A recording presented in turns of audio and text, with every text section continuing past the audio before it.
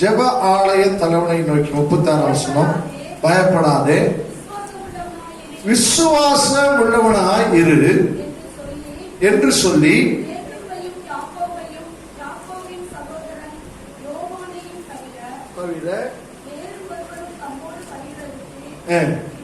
இடம் கொடாமல் போதும் போதும். ஆண்டவர் இந்த மாதம் முழுவதும் இந்த வசனத்தை குறித்து நாம் தியானித்துக் கொண்டிருக்கிறோம். வசனத்துடைய சாராம்சம், பயப்படாதே, விசுவாச உள்ளவனாக. ஆண்டவர் ஒரு வேதத்தை அறிந்தவன், ஒரு வேதத்தை அறியாத ஒரு ஸ்திரீ, பெரும்பாலுள்ள ஸ்திரீக்கு வேதம் அறியாதவள் ஒரு ஸ்திரீ, அவளுக்குள்ள விசுவாசம் வந்தது. வேதத்தை அறிந்த ஜபாலய தன்னுடைய வாழ்க்கையில விசுவாசத்திலிருந்து விலகி போகிற ஒரு நிலைமை வந்த போது ஆண்டவர் திரும்பி பார்த்து சொல்லுகிறார், நீ என்ன செய், பயப்படாதே, விசுவாசம் உள்ளவனாய். இதற்கு துணையாக 2 ராஜாக்கள் புஸ்தகத்துல 2 ராஜாக்கள் 6ஆம் அதிகாரம் 17ஆம் வசனத்துல இதை குறித்து நாம் தியானித்திருக்கும் போது அங்க எலிசா என்கிற தீர்க்கதரிசியும் ஒரு வேலைக்காரனுக்கு நடக்கிற ஒரு சம்பாஷணை குறித்து நாம் இங்கே பார்க்கிறோம். நாம் சீக்கிரத்தில் முடிக்க வேண்டும், அதனால வசனத்தை டக்கு வாசிக்கும். பயப்படாதே, அவர்களோடு இருப்பவர்களை காட்டிலும் நம்மோடு கூட இருப்பவர்கள் அதிகம்.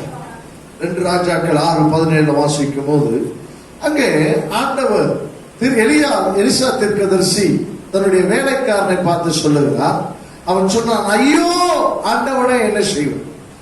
அப்போ அந்த எலிசா அவன் சொல்லுகிற ஒரு வார்த்தையில, பயப்படாதே, நான் காலையிலே எழுந்து தேவ சமூகத்தை தரிசித்து விட்டேன், என்னோடு கூட யார் இருக்கிறார் என்கிற ஒரு தெளிவு என்னோட கூட இருக்கிறது, நான் யார் என்கிற தெளிவு என்னுடைய வாழ்க்கையில் இருக்கிறது. உன்னுடைய வாழ்க்கையில இந்த உலகத்தை நீ எதிர்கொள்ளணும் அப்படின்னு சொன்னா, இந்த உலகத்தில் நீ ஜெயிக்கணும்னு சொன்னா, முதலாவது நீ யார் என்பதை அறிந்து கொள்ளணும், உன்னோடு கூட இருக்கிறவர் யார் என்பதை நீ அனுபவிக்கணும். இது ரெண்டும் இல்லாமல் ஒரு சாதாரண உலக வாழ்க்கையை நீ வாழ்ந்து கொண்டிருப்பாயானால் எல்லாவற்றுக்கும் வாயில ஐயோடு தான் வரும். ஐயோ முடியலன்னு வரும், ஐயோ பிரச்சனைன்னு வரும், ஐயோ கலக்கங்கள் என்று வரும். ஆனால் தேவன் நம்மோடு கூட இருக்கிறது நாம் உறுதி செய்ய வேண்டும். அப்ப அவன் சொல்லுகிறான் பாருங்க, 2 ராஜாக்கள் 6 அங்க 18 நாம் வாசிக்கிறோம். இந்த எலிசா அங்கே சொல்லுகிறதை பாருங்க, வாசிங்க. எலிசா கர்த்தரை நோக்கி விண்ணப்பம் பண்ணி, இந்த ஜனங்களுக்கு உண்டாகும்படி எக்ஸ்ட்ராடினரி ஒரு காரியத்தை தேவனிடத்தில் கேட்கிறான். இயற்கைக்கு அப்பாற்பட்ட ஒரு காரியம். இவன் இங்க இருக்கிறான்னு கண்டுபிடிச்சுதான் அவனை சுற்றிலும் அவர்கள் என்ன செய்திருக்கிறார்கள், அந்த ரவுண்ட் அப் பண்ணி இருக்கிறாங்க, சுத்து போட்டு இருக்கிறாங்க. இங்க எலிசா இருக்கிறான், அவனை பிடிச்சிட்டு நம்ம ஊருக்கு போனோம் அப்படின்னு அவ்வளவு பெரிய ராணுவர்கள் வந்து இருக்கிறாங்க. ஆனா இவன் ஜெபம் பண்ற ஆண்டவரை அவர்களுக்கு கண்மயக்கம் உண்டாக்கும் செய்யும். வார்த்தையின்படியே நல்லா கவனிங்க. இதுல என்ன பிரச்சனைனா, ஒரு ஆளுக்கு செய்யறது பிரச்சனை இல்லை, இப்ப வந்த எல்லாருக்கும் என்ன செய்யணும். இது தேவன் ஒரு எக்ஸ்ட்ராடினரியாய் நம்முடைய ஜனத்துக்கு செய்கிறார். நீ விசுவாசித்த அப்படின்னு சொன்னா, நீ உள்ள யார் இருக்கிறார் என்பதை நீ அறிஞ்சு கொண்டேனா, நீ யார் என்பதை நீ அறிஞ்சு கொண்டேனா, இயற்கைக்கு அப்பாற்பட்ட விதத்துல கர்த்தருக்கு அற்புதம் செய்ய ஒரு ஆயத்தமா இருக்கிறார். அதாவது இந்த கண்கட்டி வித்தன்னு சொல்லுவாங்க, ஒரு ஆளுக்கு 2 ஆளுக்கு கண்ணை கட்டலாம், ஆனா இருக்கிற 500 பேருக்கு என்ன செய்ய முடியாது, கண்ணை கட்டவே முடியாது. அப்ப ஆண்டவர் அவருடைய வார்த்தை கேட்டு எல்லாருக்கும் கண்மயக்கத்தை உண்டு பண்ணதாரு. இவன் நேரமா எங்க பேசலாம் பாருங்க, ஆச்சரியம். அவன் சொல்றான், ஐயா இது வழியும் கிடையாது, என்னையா காட்டுல வந்து உட்கார்ந்து இருக்கிறீங்க, நீங்க பிடிக்க வேண்டிய ஆள் இங்க கிடையாது, அவன் அரண்மனையில் இருக்கிறான்னு சொல்லி இந்த அம்பட்டு படையையும் அவன் நடத்தி சென்று கொண்டிருந்ததை பார்க்க. இன்னைக்கு சாயந்தரம் வேற ஆண்டவனோடு பேசிக் கொண்டிருக்கிறான். நீ யார் என்பதை நீ உணர ஆரம்பித்தாயானால், உன்னோடு கூட இருக்கிறது யார் என்பதை நீ உணர ஆரம்பித்தானால், இயற்கைக்கு அப்பாற்பட்ட விதத்துல உனக்கு உள்ளே கிரியை செய்ய முடியும், உனக்காக கர்த்தர் கிரியை செய்ய முடியும். அதுல ஒரு ஆண்டவருக்கு ஒரு லிமிட்டேஷனே கிடையாது. எதிர்பாராத செயல். இயற்கைக்கு 5 விதமான தன்மை என்ன? முதல்ல இயற்கைக்கு அப்பாற்பட்ட செயல், எதிர்பாராத செயல். இப்படி எல்லாம் செய்ய முடியுமா என்று நினைக்கிற விதத்தில் நடக்கிற ஒரு செயல், மனிதன் மூலமாய் அல்ல, தேவனே நேரடியாய் இடைப்பட்டு செய்கிறான். இன்றைக்கு நீ நானும் அதை உணரும். அவன் சொல்லுகிறான், ஆண்டவரே இவளுக்கு கண்மயக்கம் உண்டாக்கணும். ஏன் கண்மயக்கம் உண்டாக்காம அவனை கொண்டு போக முடியாது? இல்ல, தேவனுடைய கிரியை தான் வேலைக்காரன் பார்க்க நினைக்கிறான். அதற்கு இவன் செய்த ஒரு காரியம், காலையில எழுந்து தேவ சமூகத்தை தரிசித்தான். இன்னைக்கு உன் வாழ்க்கையில தேவனை நீ தரிசிக்கணும், தேவனை நீ விசுவாசிக்கணும்.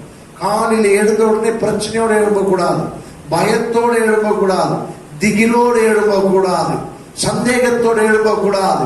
கர்த்தருக்கு ஸ்தோத்திரம் எழும்பணும். ஆமே, நான் படுத்து நித்திரை செய்தேன், இப்பொழுது என்ன செய்திருக்கிறேன், விழித்துக் கொண்டேன், கர்த்தர் என்ன செய்து கொண்டிருக்கிறார், தாங்கிக் கொண்டிருக்கிறார். இரவெல்லாம் உனக்கு பயத்துல தூக்கம் வராம வந்துடக்கூடாது, இருக்கக்கூடாது. ஆண்டுடைய சமூகத்துல காலையில எழுந்த உடனே தேவன் உனக்குள்ள இருக்கிறதையும் நீ விசுவாசி என்பதை நீ உணரணும். நாம ஹியூமன் பீயிங் தான், இந்த உலகத்துல சாதாரண சரீரத்தில் இருக்கிறவங்க தான். அதற்கு மேற்பட்ட விதத்துல தேவனோடு தொடர்புடைய ஜனங்கள், தேவனை தரிசிக்கிற ஜனங்கள், தேவனை எந்த நேரத்திலும் தேவனோடு இடைப்படுகிற ஜனங்கள், அதை நீ உணரணும். அல்லேலூயா, அல்லேலூயா. அவன் சொல்றான் கண்மயக்கம் உண்டாக்கும் என்று சொல்லி. ஆதியா புஸ்தகத்துல இதே மாதிரி ஒரு சம்பவம் வருது.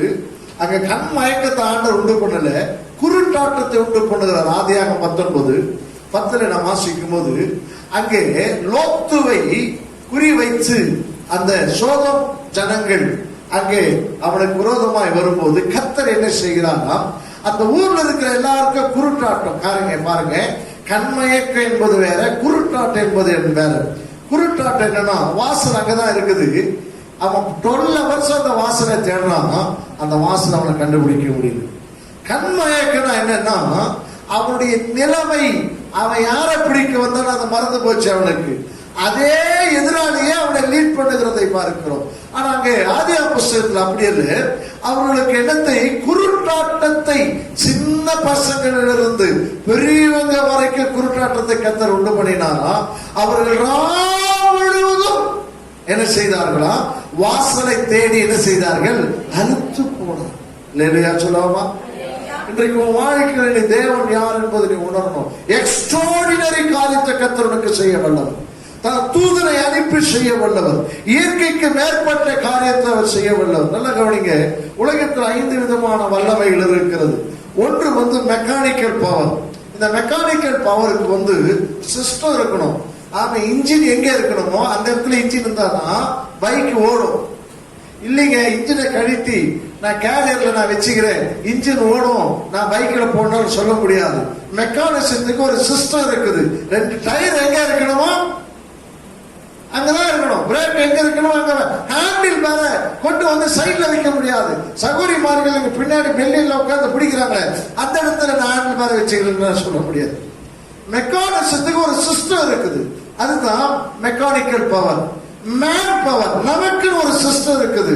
ஜீரண சிஸ்டம், சிந்திக்கிற சிஸ்டம், பார்க்கிற ஒரு சிஸ்டம். இதெல்லாம் நீ மாற்ற வேண்டாம், முடியவே முடியாது. இந்த காரியங்கள் இது மேன் பவர் என்று பார்க்கிறோம். மெக்கானிக்கல் பவர், மேன் பவர் என்று பார்க்கிறோம். மூன்றாவதாக நேச்சுரல் பவர். இந்த நேச்சுரல் பவரை நம்மால மேற்கொள்ளவே முடியாது. இயற்கையை நம்மால மேற்கொள்ள முடியாது.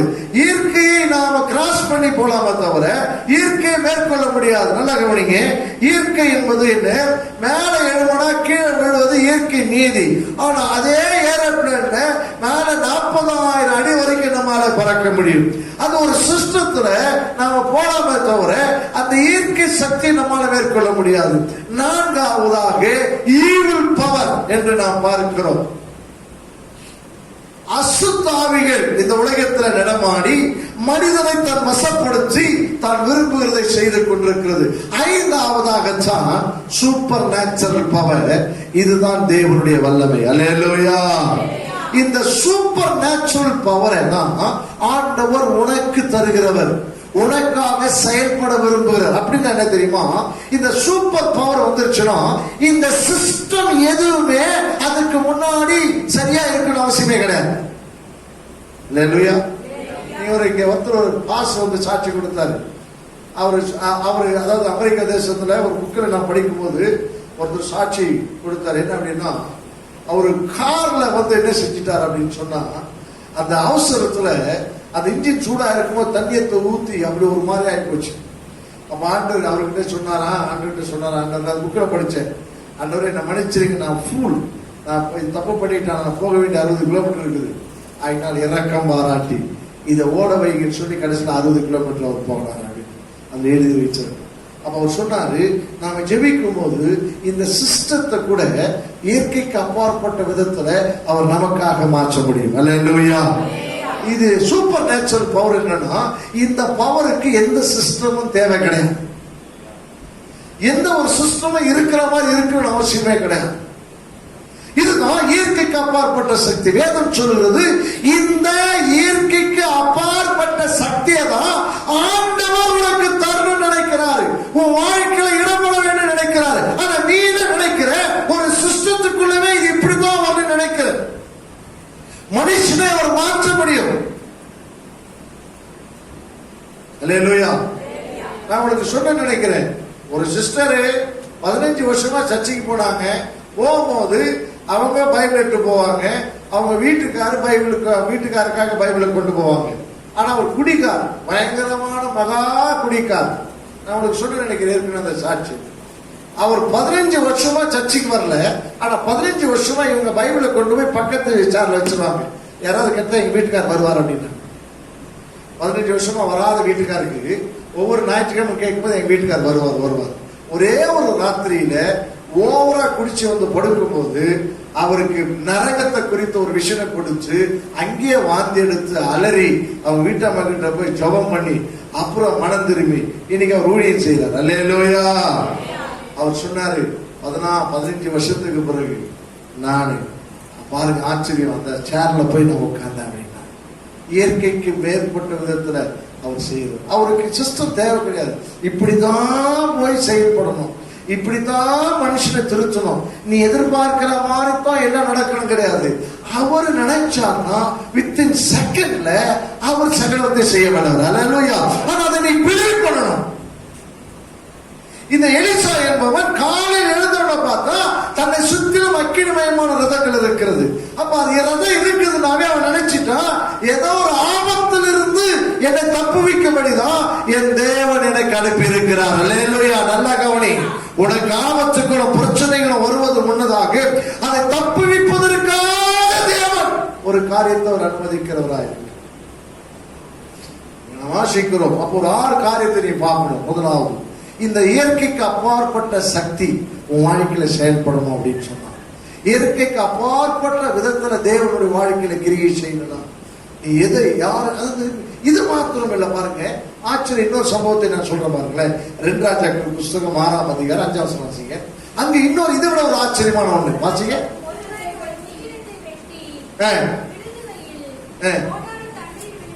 2 ராஜாக்கள் 6:5. கோடாரினா எதுல செஞ்சது?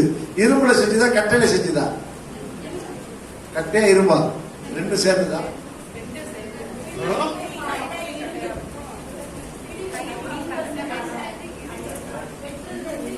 தெளிவா பதில் சொல்றீங்க.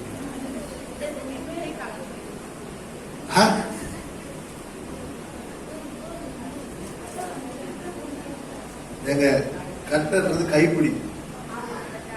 அப்போ கோடாரின்றது எதுலதான் செஞ்சிருப்பாங்க? இரும்பு. அது யூஸ் பண்றதுக்காக செய்யறதா எது? இப்ப மரத்தை வெட்டுறா வாசிங்க. இங்கேயும் அதான் சொல்றாங்க. என்ன நம்ம வாயில வர்ற வார்த்தை என்னதான்? ஐயோ என்ன செய்ய அப்படி. 2 ராஜாக்கள் 6:5. இது இரவலாய் வாங்கப்பட்டது என்றான். தேவனுடைய மனுஷன் எங்கே? குளத்துல விழுந்துருச்சு, தண்ணியில விழுந்துருச்சு. எது? கோடாரி. ஒரு கொம்புனா என்ன? கட்டை. கட்டை வெட்டி அங்க எரிந்து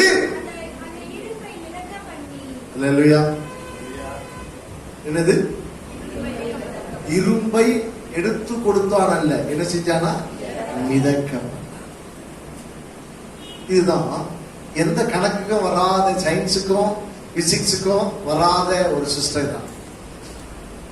இத்தனை கணம், இத்தனை அது, அப்படி இதெல்லாம் ஒண்ணுமே கிடையாது. அவன் கட்டை எங்க விழுந்துச்சுன்னு கேட்டான். கட்டையை எடுத்து அதை கரெக்டான அந்த இடத்துல போட்டான். அது என்ன செய்தது? இரும்பு என்ன செய்தது? நல்லா, இரும்பு என்ன செய்தது? மிதந்தது. அதை அவன் என்ன செய்தான்? இதுதான் இயற்கைக்கு அப்பாற்பட்ட கிரியைகள். உன் வாழ்க்கையில் அதிகம் அதை செய்யக்கூடாது. எக்ஸ்ட்ராடினரியா கத்த செய்ய முடியும், இன்னைக்கு அவர் செய்ய முடியும். ஆனா நீ ஒரு சிஸ்டத்துக்குள்ளே இயங்கிட்டு இருக்கிற, நீ குண்டு சட்டிக்குள்ளே இயங்குற, உனக்குள்ள ஒரு வட்டத்தை போட்டு இயங்குற. நீ எக்ஸ்பெக்டேஷன் எல்லாம் இப்படிதான் நடக்கணும், இதுதான் எனக்கு நடக்கணும். நீயா ஒரு கணக்கை போட்டு, ஒரு கால்குலேஷன் போட்டு முட்டி மோதிட்டு இருக்கிற. இன்னைக்கு ஆண்டவர் சொல்லுங்க, அதை விடுப்பா, அந்த கணக்கு போடாத, அந்த கால்குலேஷன் போடாத, அந்த வட்டத்திலிருந்து வெளியே வா. நான் உனக்காக எல்லையுமே கிரியை செய்கிற கர்த்தர். நான் உனக்காக சூழ்நிலையை மீறி கிரியை செய்கிற கர்த்தர்.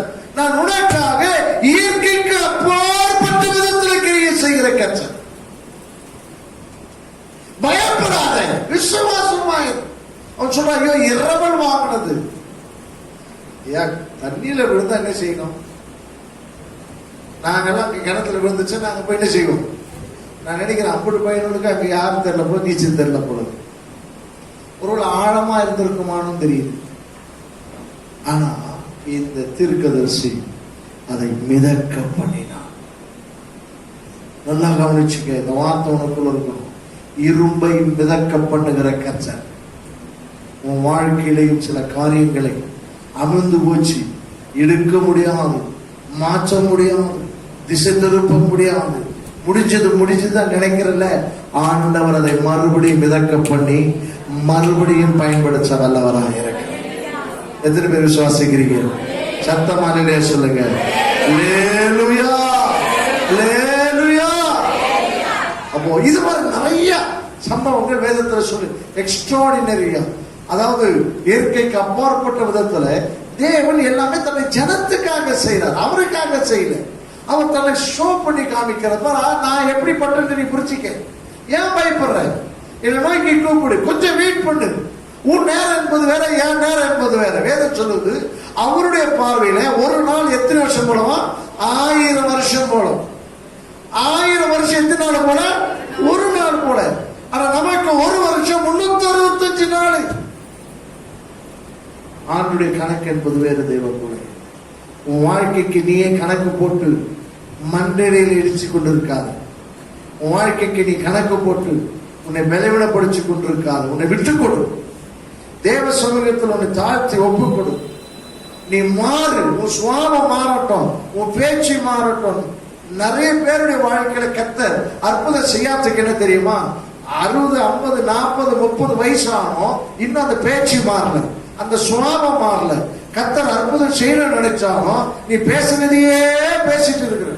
அப்ப ஆண்டு நினைக்கிறாரு, இவனுக்கு நல்லது செஞ்சாலும் புரியாத போடுகிறான்னு சொல்லி அவர் அமைதி காரணம். அப்ப இன்றைக்கு சில காரியங்களை 6 விதமான அங்கே நான் வாசிக்கிறோம் பாருங்க. 2 ராஜாக்கள் 6:18 வாசிக்கும் போது கண்மயக்கம் உண்டாக்கும் என்று சொல்லுவதை பார்க்கணும். அப்போ கண்ணு நமக்கு தெளிவா இருக்கணும். மத்தேயு 6:22 வாசிக்கிற நமக்கு நல்லா தெரியும். ஆமென். உன் கண் என்னவா இருந்தா? தெளிவா இருந்தா உன் சரீரம் முழுவதும் என்னவா இருக்கும்? அது 6:21 வாசிக்கிறோம். உன் பொக்கிஷம் எங்கேயோ அங்கே உன் இருதயம் என்ன செய்கிறது? இருக்கிறது. நீதிமொழிகள் 15:30 வாசிக்கிறோம். அங்கே வாசிக்கிற பாருங்க. நீதிமொழிகள் 15:30 வாசிங்க. நீதிமொழிகள் 15:30 வாசிக்கும் பொழுது கண்களின் ஒளி இருதயத்தை மகிழ்ச்சி. நல்லா கவனிங்க. அப்போ இன்டர்லிங்க் இருக்குது. கண்ணு, இருதயம், ஆத்துமா. இது மூணுத்துக்கு சம்பந்தம் இருக்கு. அது 2ஆம் அதிகாரம் 10ஆம் வசனத்தை வாசி. நீதிமொழி 2:10.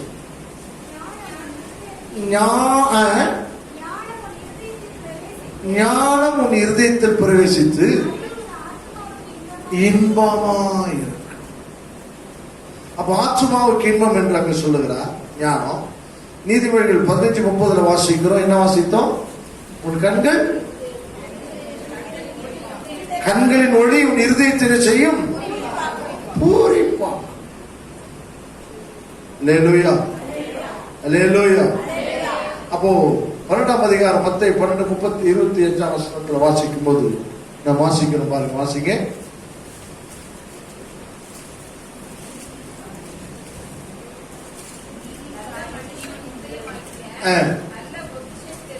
இப்ப நல்லா கவனிங்க. இப்ப இதெல்லாம் லிங்க் பண்ணி பார்த்தா கண்ணு, இருதயம், ஆத்மாவுக்கு ஏதோ இன்டர்லிங்க் இருக்கு. அப்போ கண்ணு தெளிவா இருந்தா அப்படின்னா இந்த மாம்ச கண்ணில் ஏதோ உன்னுடைய ஸ்பிரிச்சுவல் லைஃப், உன்னுடைய ஆன்மீக வாழ்க்கையில நீ சரியா இருந்தேன்னா, உன் ஆத்மாவில நீ சரியா இருந்தேன்னா, இந்த ஆன்மாவுக்குள்ளதான் தேவன் வாசம் பண்ணுகிறார். விசுவாசத்துல உங்கள் இருதயத்தில் அவர் என்னவா இருக்கிறாரு? வாசம் பண்ணுகிறார். இதான் ரகசியம் பவுல் சொல்றார். கிறிஸ்து விசுவாசத்தின் மூலமா உங்கள் இருதயங்கள் அவர் என்ன செய்கிறாரு? வாசம் பண்ணுகிறார். அந்த இருதயத்தில் வாசம் பண்ணும்போது நம்முடைய கண்ணு தெளிவா இருக்குமா? அதனாலே நம்முடைய ஆன்மாவுக்கு இருதயத்திற்கு மகிழ்ச்சி உண்டாகும். அப்ப நம்முடைய தெளிவான ஒரு வாழ்க்கை, இந்த பூமியில உன்னை குறித்த ஒரு தெளிவான வாழ்க்கை நீ வாழணும். அப்படி வாழ்ந்து ஆண்டவருடைய சமூகத்தில் இருப்பேனா எந்த நேரத்தில் கர்த்தர் இயற்கைக்கு அப்பாற்பட்ட அற்புதங்களை உனக்கு அவர் செய்ய வல்லவராக இருக்கிறார். ஏற்கனவே அவர் செய்திருக்கிறாரு. புதிய ஏற்பாட்டில் செஞ்சிருக்கிறாரு. அப்போஸ்தலர் காலத்துல செய்திருக்கிறாரு. நாங்கள் வாழ்ந்த காலத்துல, நான் ரட்சிக்கப்பட்ட காலத்துல நிறைய பேருக்கு அவர் செய்திருக்கிறாரு.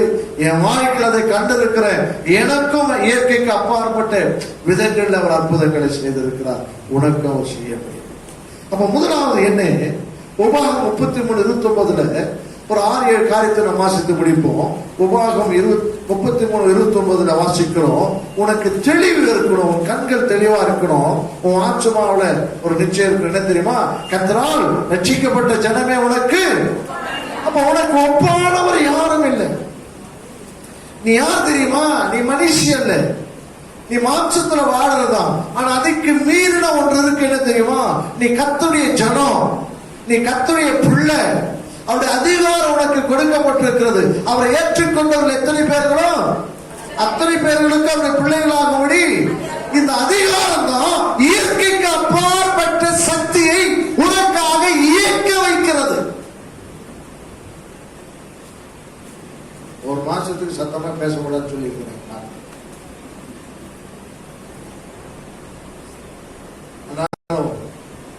ஒரு வீட்டுக்கு நான் போனேன். ஒரு அம்மா சொன்னாங்க, பாஸ்டர் நான் ஒரு காரியத்தை சொல்லுவேன், நீங்க கேட்பீங்களா அப்படின்னு. சொல்லுங்கம்மா கேட்கிறேன். இல்ல நான் சொன்னா தப்பா எடுப்பீங்களா?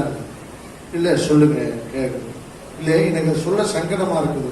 ஏன் அப்படின்னு. ஏன் நீங்க அவ்வளவு சவுண்டு போட்டு பேசுறீங்க, இருபுறீங்க?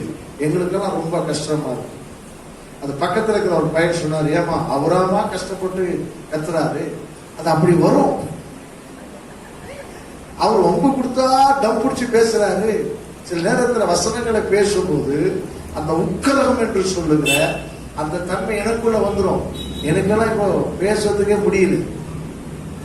முடியாது, பாட்டு கூட பாட முடியல எனக்கு.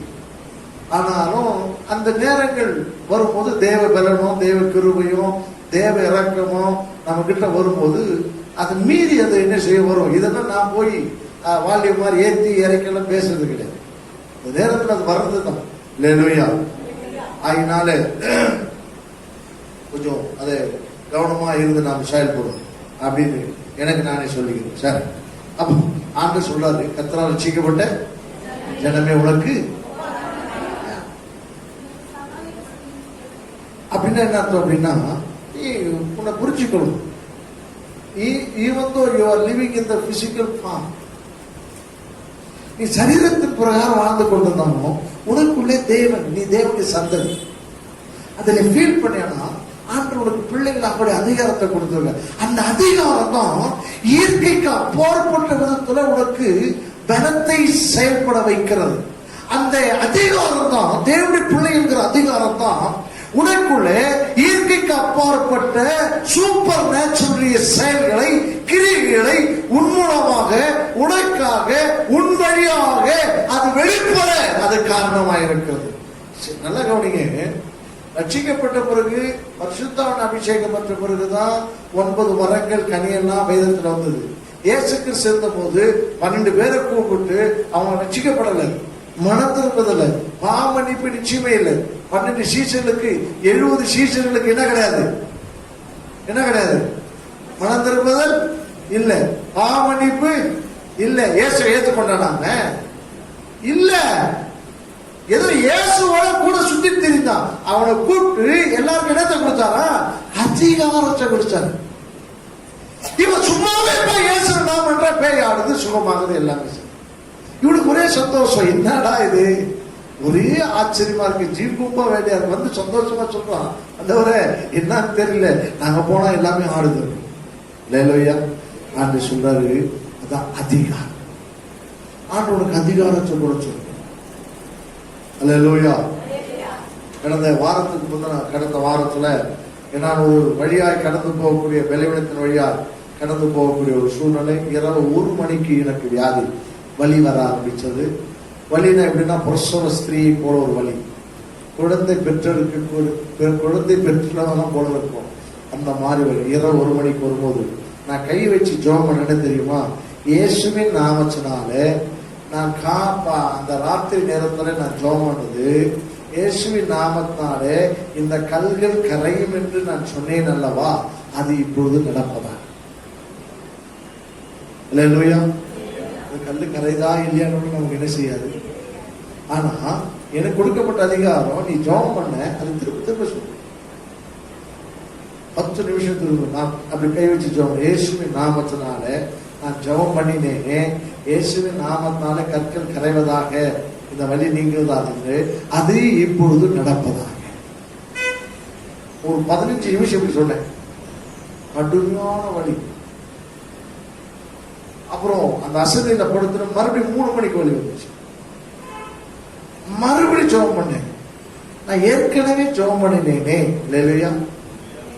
நான் ஏற்கனவே ஜெபம் பண்ணினேனே, இயேசுவின் நாமத்தினால் என்ன செய்யும், இந்த கல்லுகள் கரைய வேண்டும் என்று சொல்லி, அது இப்பொழுது நடப்பதாக. நடக்குதா இல்லையான்னு தெரியாது. ஆண்டவர் தன்னுடைய அதிகாரத்தை அவருக்கு என்ன செஞ்சிருக்க சொல்லுவோம். சொல்லுவோம். இயற்கைக்கு அப்பாற்பட்ட ரீதியிலே கர்த்தர் நம்மோடு கிரியை செய்து கொண்டிருக்கிறார். இயற்கைக்கு மேற்பட்ட விதத்துல கர்த்தர் நம்ம அந்த அதிகாரம். அப்ப நீ யாரு? தேவனுடைய பிள்ளை என்கிற அந்த அதிகாரம். அந்த அதிகாரத்தை நீ அது நினைக்கும் போது, அதனால நீ அந்த அனுபவத்தை நீ பெற்றுக் கொள்ளும் போது எந்த நேரத்திலையும் கர்த்தருடைய கிரியை செய்ய முடியும். அல்லேலூயா, அல்லேலூயா, அல்லேலூயா. இரண்டாவதாக கொலோசியர் 2:15 வாசிங்க. நீ ஆண்டவருடைய பிள்ளை என்பதிலே ஒரு உறுதி இருக்கணும். ஆண்டவனுக்கு அதிகாரத்தை கொடுத்திருக்கிறார் என்ற உறுதி இருக்கணும்.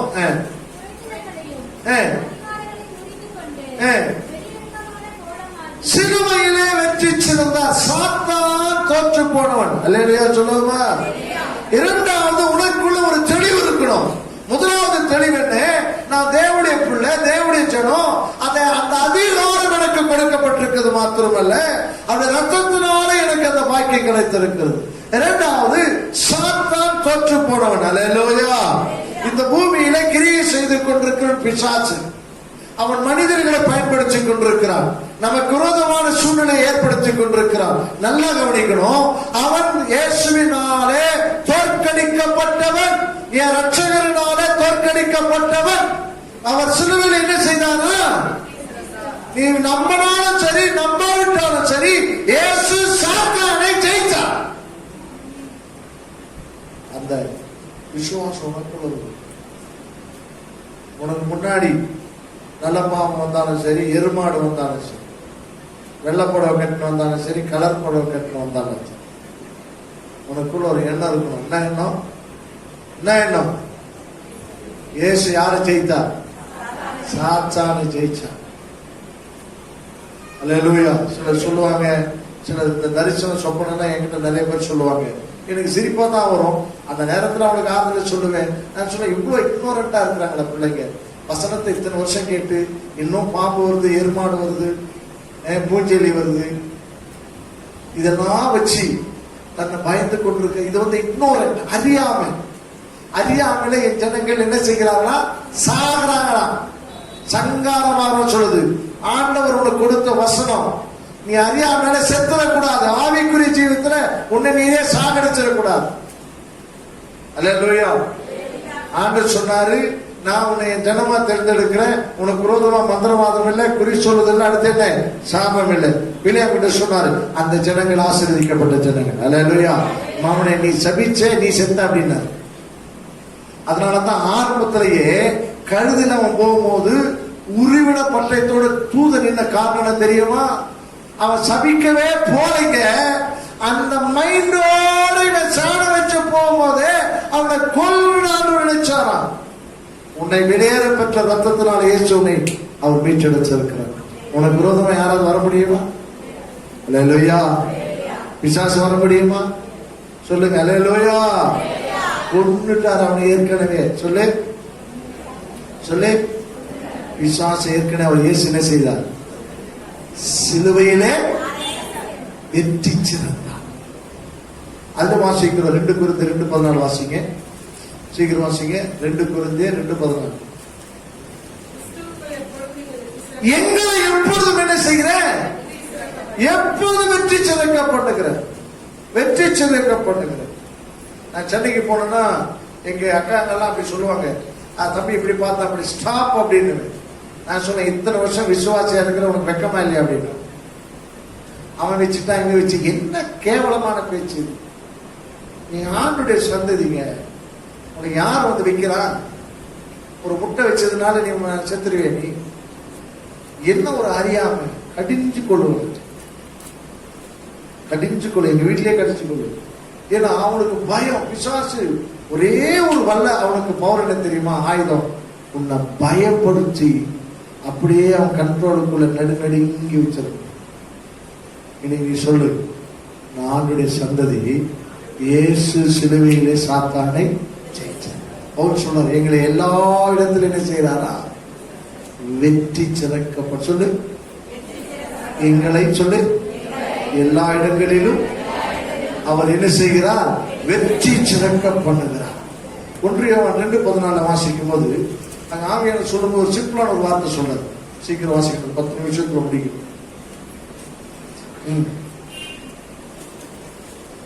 1 யோவான் 2:14. பிதாக்களே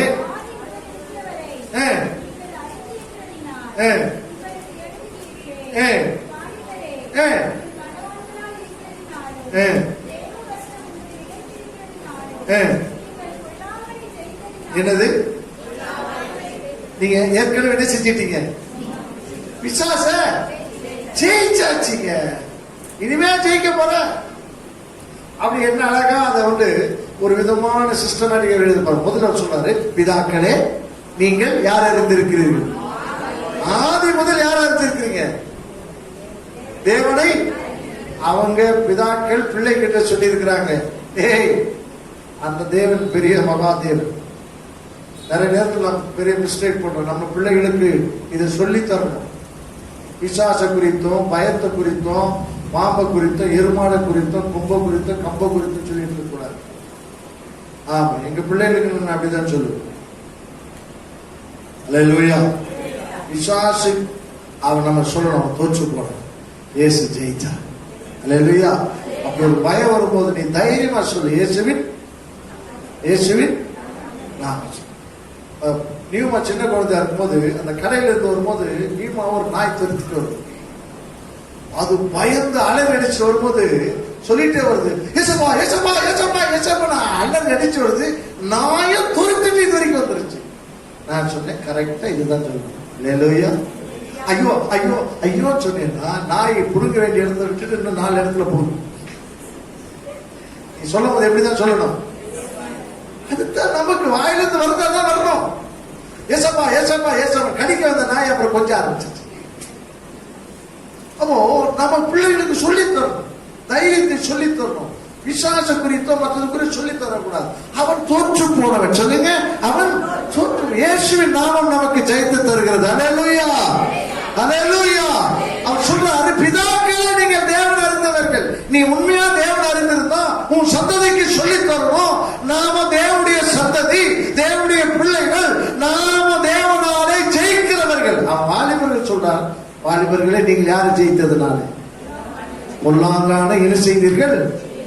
ஜெயித்தது. நம்ம பிள்ளைகளை ஜெயிக்க வைக்கணும். ஆமென், அல்லேலூயா. சோதனை வரும், நீ என்ன செய்யணும்? ஜெயிக்கணும். ஆமென். பிசாசு மனித ரூபத்தில் வரும், நீ என்ன செய்யணும்? ஜெயிக்கணும். வஞ்சகமா வருவான், நீ என்ன செய்யணும்? நயவசனை கூட பேச வருவான், என்ன செய்யணும்? எல்லாத்திலும் ரெடியா இருக்கும். நீங்க ஜெயித்தீர்கள். அடுத்ததாக மூன்றாவதாக நாம் வாசிக்கிறோம் பிரசங்கி 1:2. சீக்கிரம் வாசிங்க. பிரசங்கி 1:2. இந்த உலகம் நமக்கு நிரந்தரம் அல்ல, இந்த உலகம் மாயையானது. வாசிங்க. மாயை எல்லாமே என்ன? நல்ல கிடையாது. மூன்றாவது, உனக்கு ஒரு தெளிவு இருக்கணும். இந்த பூமி மாயையான ஒரு உலகம், இது நிரந்தரம் அல்ல, உனக்கு நிரந்தரம் அல்ல. இந்த பூமி நிரந்தரமானதல்ல. வேதம் சொல்லுகிறது, இந்த பூமி அக்கினினாலே தேவன் ஒரு காலத்தில் அழிக்க போகிறாராம். ஏற்கனவே தண்ணீர் அடிச்சாரு, இனி வரப்போகிற காலத்தில் அக்கினி அடைய போகிறாரு. நமக்கு ஆண்டவர் ஆயத்தத்தை பண்ணி நம்ம கூட்டிட்டு போய் எங்க சேர்த்த பிறகுதான் இந்த பூமியை அக்கினியில் அடிப்பாராம். ஆகினால இந்த பூமி, இந்த உலகம் எல்லாமே என்னவா? மாயை, மாயை, மாயை. எதுவுமே நமக்கு நிரந்தரம். தெளிவா இருக்கும். அடுத்ததாக சங்கீதம் 62:9. சீக்கிரம் சீக்கிரம்.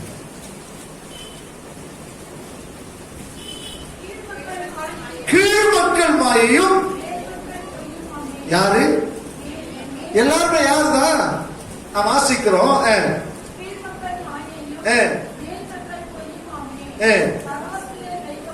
தராசுல வைக்கப்பட்டால் இவர்கள் எல்லாரும் எப்படி?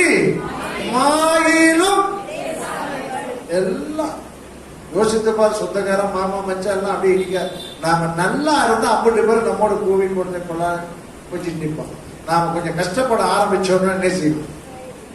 அவன் வேலையை காட்ட ஆரம்பிச்சு 4 பேர் மத்தியில் நம்மள கண்டுக்கவே மாட்டாங்க. அல்லேலூயா. மனுஷன் எல்லாமே எப்படிதான்? மாயையிலும் லேசான. இன்னைக்கு உறவு இருக்குது, சந்தோஷம். நாளைக்கு ரிஜெக்ட் பண்ணும், அதுக்கு நீ ஆயிடுச்சுமா. இன்னைக்கு கூடி வருவாங்க, நிறைவா இருப்பாங்க. என்ன காரணம் சொல்லாமலேயே நம்ம விட்டு விலகி போவோம். என்ன காரணம் இல்லாமே நம்ம குறை சொல்லுவோம். எந்த ரீசன் இல்லாமே நம்ம பார்த்து கட்டு கட்டு கட்டு கட்டு கட்டு நினைச்சேனா, கத்தாவே எங்களை காப்பாற்ற, என்னை காப்பாற்ற. நம்முடைய உறவுகள் எல்லாமே பல நேரங்கள் அப்படித்தான். அதனாலே நீ காயப்படக்கூடாது. ஆண்டவர் சொல்றார், அல்லேலூயா. உங்க உறவுகளினால உன்னை காயப்படுத்திக்கலாம். அது ஏற்கனவே தெரிஞ்சுக்க. எல்லாரும் மாயையிலும் எப்படிப்பட்டவர்கள்? இன்னைக்கு உதவி செய்வாங்க, நாளைக்கு அவங்களுக்கு முடியாது. இன்னைக்கு அன்பா பேசுவாங்க, நாளைக்கு அவங்களுக்கு என்ன பிரச்சனையோ டென்ஷனா பேசுவாங்க. என் கூட பேசல, மூஞ்ச தூக்கிட்டாங்க, முறுமுறுப்பாங்க. இதெல்லாம் நம்ம சொல்லிட்டு இருக்க முடியும். மாய், மனுஷன் மாயிலும் பேசுவாங்க. அல்லேலூயா சொல்லுவாமா? அல்லேலூயா. அடுத்ததாக சங்கீதம் அங்கே வாசிக்கிறோம். இப்போ 1 கொரிந்தியர் 15:10. சீக்கிரம் வாசிங்க. 1 கொரிந்தியர் 15:10.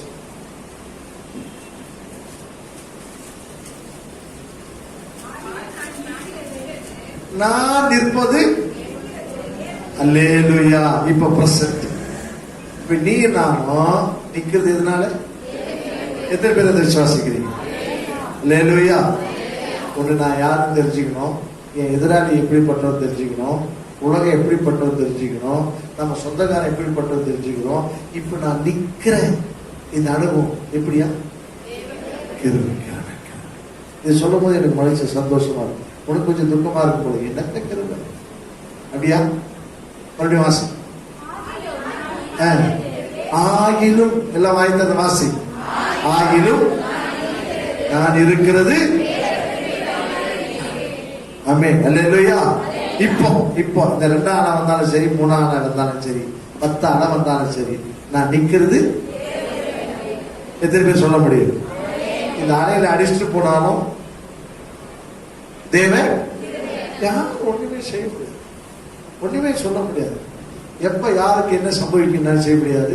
இந்த நிமிஷம் கிருபையில நிக்கிறேன், அடுத்த நிமிஷம் அவர் அனுமதிச்சா அதே கிருபையில நிற்பேன். நாளைக்கு அவர் எனக்கு சந்தர்ப்பம் கொடுத்தா எப்படிதான் நிற்பேன்? அதே கிருபை. இன்னொரு 10 வருஷம் கொடுத்தாலும் இதுதான் ரியாலிட்டி. இதுல நீ தெளிவா இருக்கணும், கண்ணு தெளிவா, உன் ஆன்மா தெளிவா. அடுத்த வாசிங்க. அடுத்த சங்கீதம் 27:13. என்னுடைய ஃபியூச்சர் எப்படி இருக்கும், எதிர்காலம் எப்படி இருக்கும் தெரிஞ்ச வசனம் தான். சங்கீதம் 27:13. நானோ ஜீவனுள்ள தேசத்துல கர்த்தருடைய நன்மை நான் என்ன செய்வேன்? விசுவாசிக்கிறேன். அல்லேலூயா. இப்ப நான் கிருபையில நிக்கிறேன், என்னுடைய ஃபியூச்சர்ல நான் நல்லா இருப்பேன். எத்தனை பேர் விசுவாசிக்கிறேன் சொல்லுங்க. அல்லேலூயா, அல்லேலூயா.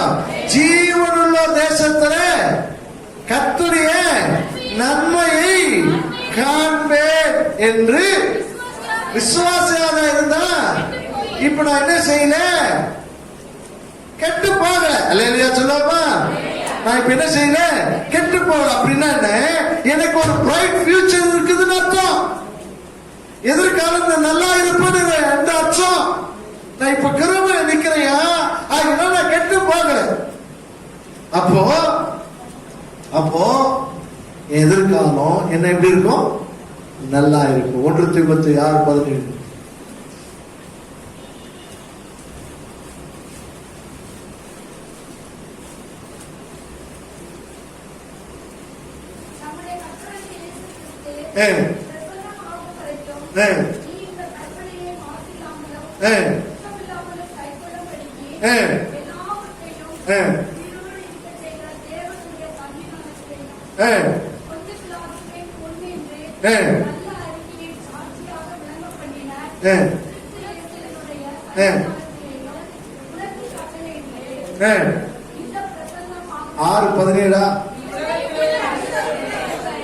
இந்த உலகத்துல என்னவா?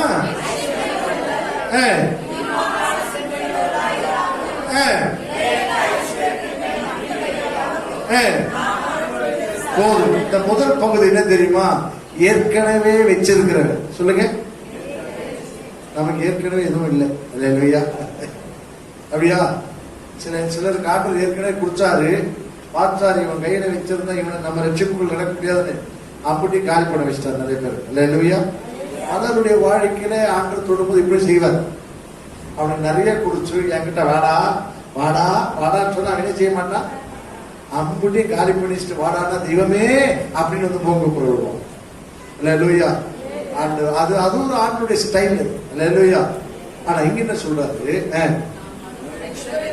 ஐஸ்வர்யம் உள்ளவர்கள் எப்படி இருப்பாங்களா? அவங்க இருமாப்பா இருப்பாங்க. ஏன்னா நமக்கு நான் சொத்து சேர்த்து வச்சுட்டோம்ல. எங்க அபார்ட்மெண்ட்ல குடியிருக்கிற ஒரு ஆள் சிஸ்டர் சொன்னாங்க, என்ன இவங்க இப்படி இருக்கிறாங்க பாஸ்டர், 13 வீடு இருக்குதுன்னாங்க. அப்பாவிங்க, 13 வீட்டை வாடகை விட்டாங்க, அதுக்குன்னு ஒரு மேனேஜரை போட்டு நிர்வகிக்கிறாங்க.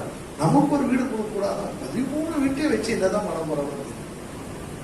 அவர் சொன்னாங்க அவங்களுக்கு 13 வீடு மதுரையில் இருக்கு. அதனால அவங்க எல்லாம் சம்பாதிக்கணும் அவசியமே, அவன் பையன் சம்பாதிக்கணும் அவசியமே. அமெரிக்காவுக்கு கூப்பிட்டான, வாடா நீ என்னோட சாவ காலத்துல கூட இரு அப்படின்னு சொல்லி கூப்பிட்டு வீட்டில் உட்கார வச்சிருக்காங்க. அப்புறம் 13 வீடு வாடகை வந்தா அப்புறம் எப்படிங்க இருக்கும்? அப்ப அவனுக்கு என்னன்னா, எவனுக்கு என்ன செய்யுது எல்லாமே?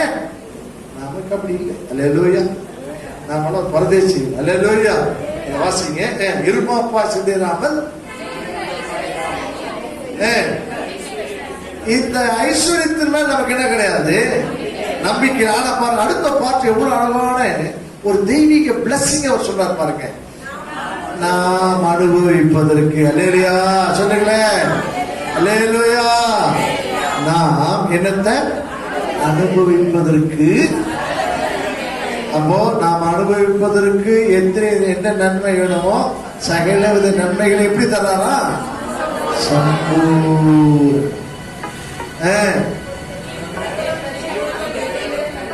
நம்பிக்கை வைக்கும்படி என் நாட்கள் முடியும் வரை, என் ஜீவன் பிரியும் வரை, என் சுவாசம் ஒழியும் வரை உம்மையே நான் ஆராதிப்பேன். என்னோடு கூட சேர்ந்து ஆண்டவரை பார்த்து சொல்லலாமா?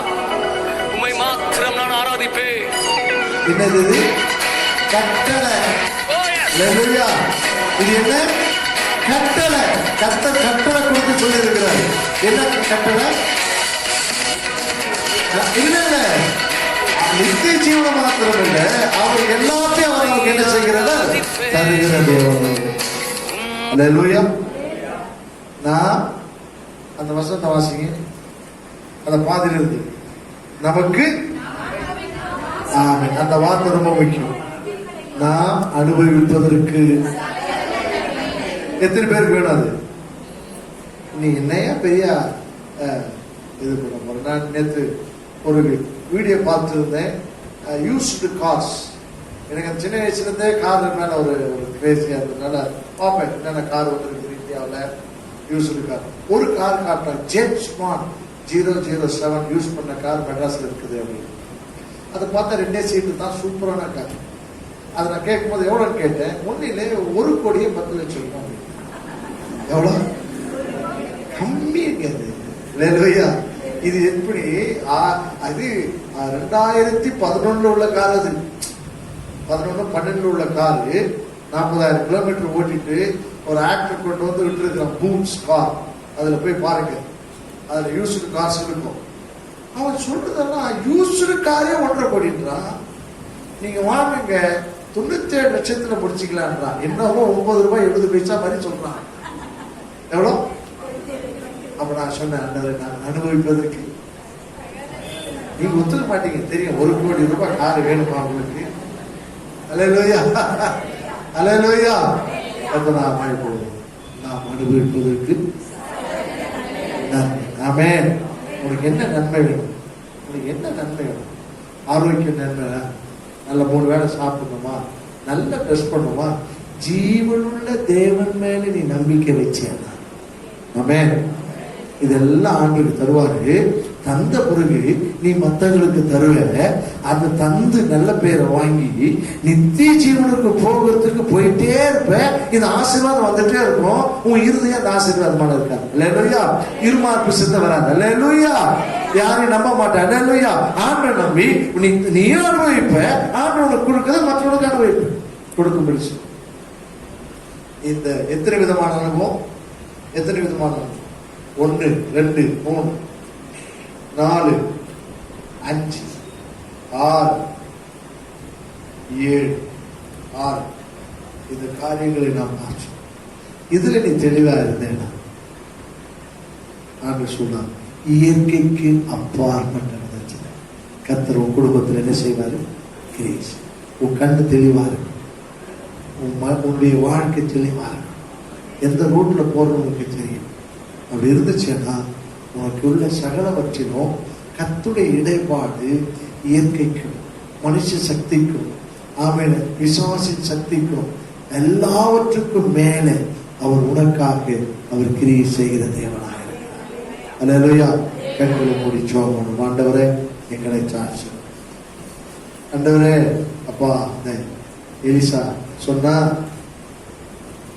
இவங்களுக்கு கண்மயக்கம் உண்டாக்கும் அப்படின்னு சொன்னார். நீங்க அதை செஞ்சீங்கன்னு பார்க்கிறோம். காரணம் அவன் கண்கள் தெளிவா இருந்தது. காலையில் எழுந்த உடனே ஆண்டவரே அவன் சமூகத்தை தரிசித்தான். நாம் யார் என்பதையும் தன்னோடு கூட இருக்கிற தேவன் யார் என்பதையும் அவன் உணர்ந்து கொண்டதுனால ஆண்டவரே அவனுக்கு விரோதமாய் வந்தவர்களையும் ஆண்டவரே கர்த்தாவே அவர்களுக்கு மேற்கொள்ளாதபடி ஆண்டவரே அதை செய்திருக்கிறவார்கள். எங்க வாழ்க்கையில கூட நாங்கள் யார் என்பதையும் நாங்கள் ஆண்டவரே அப்பா எங்களோடு யார் இருக்கிறார் என்பதையும் ஆண்டவரே எங்களுடைய பார்வை தெளிவு ஆண்டவரே எங்களை குறித்து, எங்கள் தேவனை குறித்து, இந்த உலகத்தை குறித்து, எதிராளியை குறித்து, எங்களோடு இருக்கிறவர்களை குறித்து, இந்த நிகழ்காலத்தை குறித்து, எதிர்காலத்தை குறித்து அந்த தெளிவு எங்களுக்கு இருக்கும் என்றால் அந்த வெளிச்சத்துல நாங்கள் நடப்போம் என்றால் அதுல எங்களுடைய ஆன்மா மகிழும் என்றால் இயற்கைக்கு அப்பாற்பட்ட விதத்துல எந்த நேரத்திலும் நீர் எங்களுக்காக கிரியை செய்ய ஆயத்தமா இருக்கிறதுக்காக ஸ்தோத்திரிக்கு. பிள்ளைகளுடைய வாழ்க்கையிலும் அதை செய்யுங்க. ஆசீர்வதிங்க. இயேசு நல்ல பிதா. என் ஆத்மாவே கர்த்தர் என்னுடைய பரிசுத்த நாமத்தை சொல். என் ஆத்மாவே கர்த்தர் அவர் செய்த சகல உபகாரங்கள் அக்கிரமங்கள்லாம் மன்னித்து நோய்கள் எல்லாம் குணமாக்கி பிராணனை அழிவுக்கு விலைக்கு கிருபையினால் இரக்கத்தினால் முடிச்சு நன்மையினாலே மாய திருப்தியார் கடுகு சமானமாய் வயது திரும்ப வாழ இது போடாது. ஆமென். இயேசுவே சீக்கிரம் நம்முடைய கர்த்தராகிய இயேசு கிறிஸ்து கிருபை பிதாவாகிய தேவனுடைய அன்பு பரிசுத்தாவின் நிலைக்கு இப்போது சதாக்கால் நம்ம இருப்பதாக. அல்லேலூயா, அல்லேலூயா, அல்லேலூயா. கர்த்தருடைய ஆசீர்வதிப்பாராக. சமாதானத்தை கடந்து சொல்லுங்கள். இந்த வர சண்டே நமக்கு ஆராதனை இல்லை, அடுத்த சண்டையும் நமக்கு ஆராதனை இல்லை என்றால் வியாழக்கிழமை வழக்கம் போல எப்படி நாம் கூடி கர்த்தரை ஆராதிப்போம். நான் சொல்றேன், முடிந்தவர்கள் வாங்க. நான் வேலையை ஆப்சென்ட் போட்டு ஒரு நாள் வேலையை கட் பண்ணிட்டெல்லாம் வரேன் அப்படின்னு எல்லாம் சொல்லாதீங்க.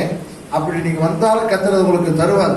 ஆனா பழைய பாவம் பழிய ஏன் மேல தூக்கி போட்டு என்ன செய்யக்கூடாது, சர்ச்சைக்கு வந்துடக்கூடாது. பாஸ்டால தான் ஒரு நாள் கூடி போயிருச்சு அப்படின்னு எல்லாம் சொல்லி நம்மள என்ன செஞ்சிடாதீங்க, சிக்கல வைக்காது. அதை நீங்க செஞ்சீங்கன்னா என்ன ரெக்கார்ட் பண்றீங்க. அதனால கர்த்தர் உங்களை ஆசீர்வதிப்பார்.